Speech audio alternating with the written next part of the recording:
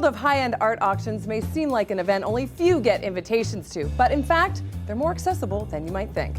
I'm Kelsey Hubbard, and I'm here with Lydia Fenet. She's from Christies Auction House, and she's here to tell us how you too can get in on the action. Hi, Lydia. Hi. Thanks for joining me. Thank you so much for having me. So I think one question people have when they think of an art auction is, can anybody go, or is it a very exclusive group? Absolutely. Our auctions are open to the public. We have them Monday through Friday, 10 o'clock and 2 o'clock in the afternoon, depending on the sales season.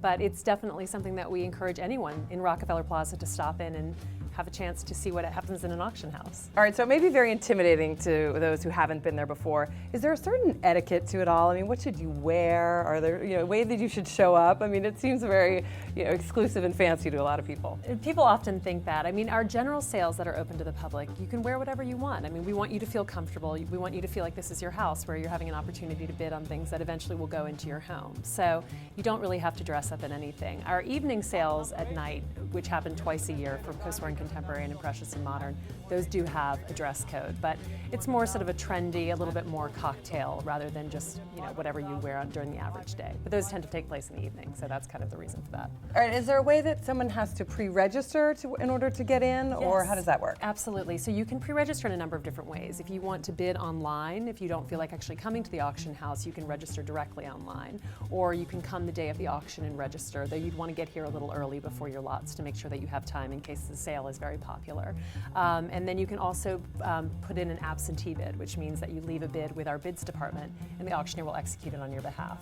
And these things, I've got one in my hand here from Christie's. A lot of people always see in the movies and then sort of on TV, there people raising their hand. What is the proper way to use one of these? Do you just kind of wait till the increment is called that you want to go up to, and then you go? How do you do it? Exactly. I know. The funny thing about a paddle is once you have it in your hand, it just makes it so much easier to raise it. You wait until the auctioneer is at the increment, and if you look in the back of any catalog that you would get that shows you where you are in the sale and what you're buying, they're increments. So the auctioneer will always be following certain increments throughout the sale. So you never have to worry about him increasing an increment further than you want, and that's sort of a regulated thing. So it's actually quite easy. You just follow along in your catalog, and you kind of get into a rhythm after a while. Has there ever been a case where someone went to fan themselves or waved to their husband across the room and bid higher than they could really go? Well, I think there are always things that happen like that in an auction room, but I think the auctioneer is trained to understand the difference between a bid. But we've all seen it before. Yeah. It's actually very interesting. There are a lot of things that are going on, and the auctioneer, while they're at the podium, is having to remember what the seller wants to sell things for and how much he's allowed to bid on their behalf, and then also has to be taking cues from everything in the room. So it's a really dramatic and exciting environment, and at times, especially during our large evening sales, can be very fast-paced and exciting. And in addition to what's going on in the room, there's also bidders that can do it by phone, is that right? Absolutely. So we have, during any sale, a number of volunteers within Christie's who are trained to phone bid, so that, if you're, let's say, in California and you can't be here for the sale, we will call you 7 lots before your lot comes up to let you know that we'll be bidding on your behalf.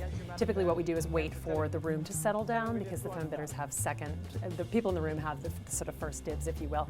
And so then it goes to the phones, and you bid in the increments that are set in the catalog, and so you can bid by phone. Are there any sort of etiquette no-nos, things you shouldn't do while you're there? Anything you can think of that Well, I think just anything that you don't want to be sort of standing up and making a big scene during an auction. It's supposed to be a fairly regulated day or evening event, so that everybody's enjoying themselves and having a great time. And there's nothing wrong with talking to your neighbor, but it's really about making sure that everybody in the room understands where you are in the auction, what you're bidding on, and that you're not being distracting or taking away from the auction itself. Turn the cell phones off, right? Turn the cell phones off. All right. Lydia Fenet, thank you so much for joining us. I appreciate it. And of course, let the bidding begin. I'm Kelsey Hubbard for the Wall Street Journal.